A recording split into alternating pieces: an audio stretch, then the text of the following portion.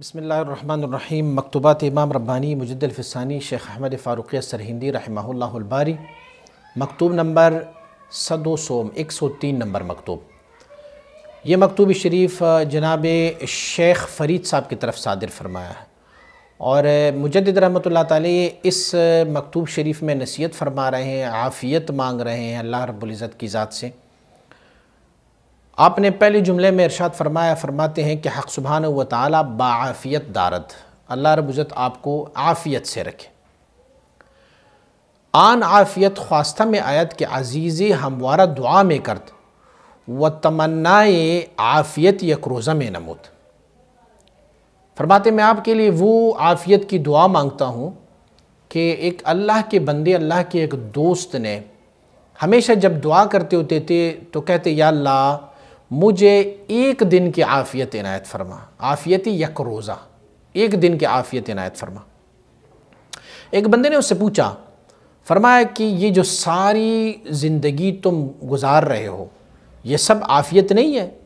تو اس نے جواب دیا، آن میں خواہم کہ روز الصباح تا شام مرتکب معصیت از معاصی حق سبحانہ نہ باشم۔ فرمایا میں جب مانگتا ہوں نا، کہتا ہوں کہ یا اللہ مجھے ایک دن کی بھی عافیت عنایت فرمائے، تو اس کا مطلب یہ نہیں ہوتا۔ مطلب یہ ہوتا ہے میں وہ عافیت مانگ رہا ہوں کہ اللہ رب العزت مجھے وہ عافیت دی کہ کوئی ایک ایسا دن میرا گزرے کہ صبح سے لے کے شام تک مجھ سے کوئی گناہ سرزد نہ ہو جائے۔ تو اگر کوئی گناہ ہی سرزد نہ ہو جائے تو یہ میرے لیے سب سے بڑی عافیت ہے۔ تو مجدد رحمۃ اللہ تعالی حضرت جناب شیخ فرید صاحب کو آپ کو ارشاد فرما رہے ہیں کہ میں بھی تمہارے لیے وہی دعا مانگ رہا ہوں جو اللہ کی اس ولی نے عافیت والی دعا مانگی تھی۔ وہ عام عافیت نہیں تھی، بلکہ عافیت یہ تھی کہ آپ کا کوئی بھی ایسا لمحہ، دن کا کوئی بھی ایسا حصہ نہ گزرے جس میں سے آپ گناہ کرتے جائیں گے، ایسا کوئی دن آپ پر نہ آئے۔ تو عافیت سے معنی یہ ہے کہ اللہ رب العزت ہمیں ایسے عافیت میں رکھے کہ کوئی گناہ ہم سے سرزد نہ ہو۔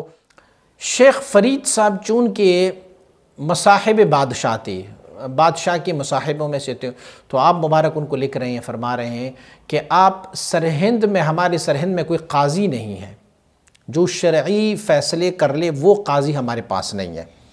فرماتے ہیں کہ بعض احکام شرعیہ ہمارے جو ہے وہ رکے ہوئے ہیں، کیونکہ قاضی کے ساتھ منسلک ہوتے بہت سارے احکام، اور قاضی یہاں پر موجود نہیں ہے۔ تو آپ سے التماس ہے کہ آپ سرہند کے لیے بادشاہ وقت سے ایک نیک قاضی کو منتخب فرما کے مقرر فرما دیں۔ اور مجدد رحمۃ اللہ تعالی اسی میں بیان فرماتے ہیں کہ مثلا میں آپ کو ایک مثال دوں۔ فرماتے ہیں مثلا برادر زادہ یتیم دارم، آپ فرماتے ہیں میرا ایک بھتیجا ہے، جو میرا بھائی فوت ہوا ہے اور میرا بھتیجا ہے، وہ یتیم ہے، اور ان کو کچھ اپنی والد کی طرف سے کچھ میراث ملا ہوا ہے، لیکن ان کے پاس کوئی وصی نہیں ہے۔ وصی کے معنی یہ ہے کہ ایک بچہ چھوٹا ہو اور ان کا والد فوت ہو جائے تو ان کی دیکھ بھال کرنے والا کوئی اور بندہ ان کے لیے تقرر جو ہے وہ قاضی وقت کرتے جائیں گے۔ مثلا ان کی والد نے یہ وصیت نہیں کی تھی کہ فلاں بندہ میرے مرنے کے بعد، میرے وفات پا جانے کے بعد فلاں بندہ میرے بچوں کی دیکھ بھال کر لیا کرے، یہ انہوں نے کوئی وصیت نہیں کی تھی۔ تو چونکہ ان کے پاس کوئی ایسا وصی نہیں تھا، اب ان کا معاملہ جو ہے وہ جو وراثت کا معاملہ ہے، تو یتیم کا قانون تو یہ ہوتا ہے کہ ہم نے یتیم کے مال کو کسی وصی کی سپرد کر دینا ہوتا ہے، اور وصی کا تقرر جو ہے وہ قاضی وقت کرتے جائیں گے۔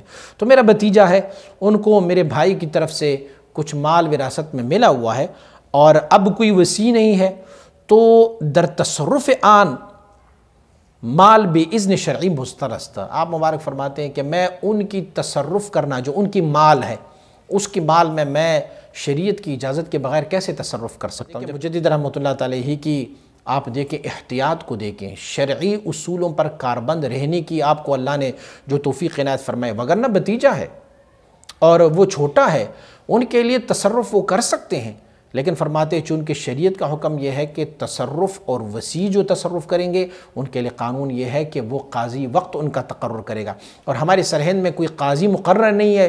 تو آپ شیخ فرید صاحب سے یہ میرا التماس ہے کہ بادشاہ وقت سے یہاں سرہند کے لیے کوئی شرعی آپ قاضی مقرر فرما دیں، تاکہ مجھ جیسے لوگوں کو اگر مسائل درپیش ہے تو پھر اور لوگوں کو کیا مسائل درپیش ہوں گے؟ تو آپ ایک قاضی کا تقرر فرما دیں تاکہ یہ مسائل شرعیہ حل ہو جائے۔ مجدد رحمۃ اللہ تعالی کا کمال یہ ہے کہ وہ اگر کسی سے کوئی بات بھی کرتے ہیں نا تو سب سے پہلے انہیں علوم و معارف کی بیش بہا خزانہ عنایت فرماتے ہیں۔ جیسے کہ اب شیخ فرید صاحب کو آپ لکھ یہ رہے ہیں کہ ہمیں ایک قاضی کی ضرورت ہے، لیکن اس سے پہلے آپ نے کیا علوم و معارف ان کو بتائیں؟ فرمایا عافیت کی دعا میں کرتا ہوں، اور عافیت بھی کوئی عام عافیت نہیں، جیسے انہوں نے مثال بیان فرمایا کہ وہ عافیت کہ صبح سے شام تک کوئی ایک ایسا دن بھی ہم پر گزر جائے کہ جس میں سے ہم گناہ کا ارتکاب نہ کریں، اللہ کی معصیت نہ کریں، یہ دن ہماری عافیت والے دن ہوگی۔